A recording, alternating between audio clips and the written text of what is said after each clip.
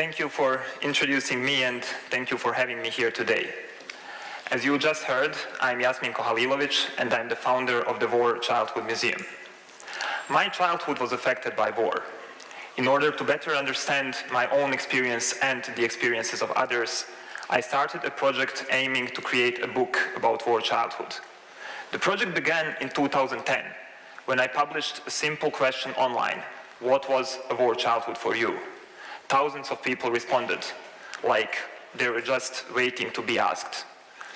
At that time, I didn't really know that this would lead me to create the world's first museum focused exclusively on growing up during the war.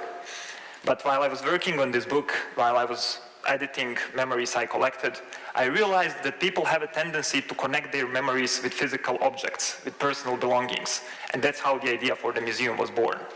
So the book was published in 2013, and in 2015, I brought together a team which started working to create the collection for the future museum. Today, 3 years later, the War Childhood Museum has its permanent space in Sarajevo. We won Council of Europe Museum Prize for 2018, and our research, exhibition, and education activities exist in several countries. As the museum continues to grow and develop, we remain focused on our mission: to document and educate about the experience of growing up during the war. Now I understand that not everyone in this room can relate to this experience of childhood in an armed conflict, but I'm sure all of us can relate to experiencing fear. Maybe not everyone can relate to the losing a parent, but I'm sure we all at some point worried for our loved ones. Maybe not everyone can relate to fleeing their home, but I'm sure we can all relate to the desire to feel safe and settled. So, how do we see former and current war children? Are they only passive victims whose photographs we see in news articles? At the War Childhood Museum, we have the privilege to listen to and share their stories. We know that these children are resilient, strong, and creative survivors. And while you may not share experience of growing up during the war with them, I am sure that you share many of their fears, their challenges, but also their dreams and their hopes. In the end, we are all survivors of our own stories, and we all should have a right and a platform to tell our stories in our own words.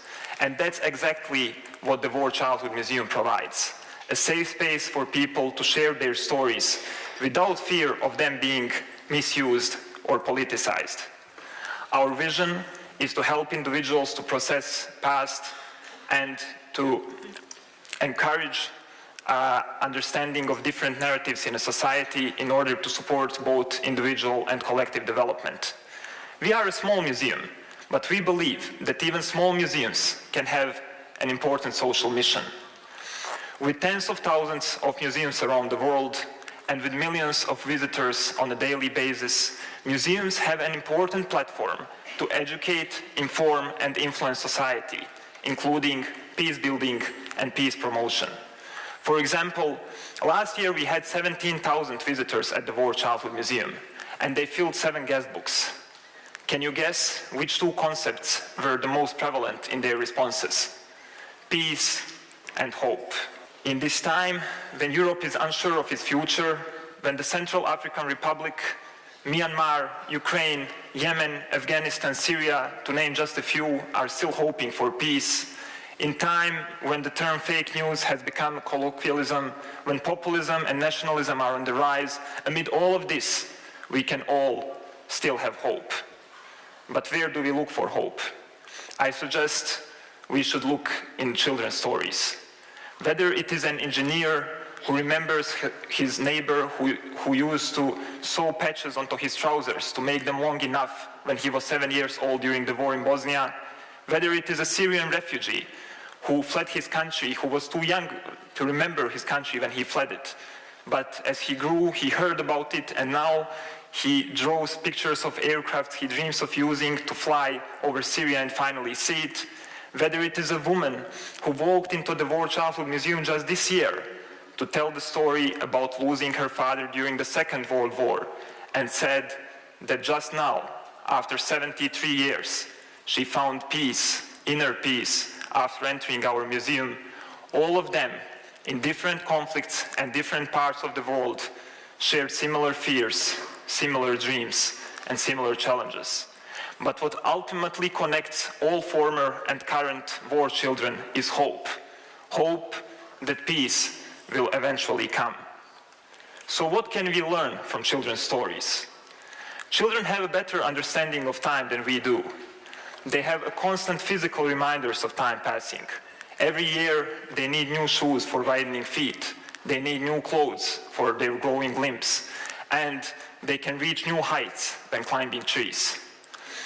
Children understand that things don't have to stay the same because, well, they don't stay the same. They grow.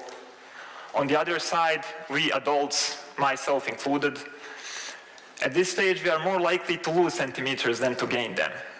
But while we cannot grow anymore like children, we can still choose to grow together in hope and to grow together in peace. So today, as we celebrate peace here and as we stand with those who are still hoping for peace, I would like to ask you all to remember that both choosing hope and standing for peace is our responsibility. Thank you.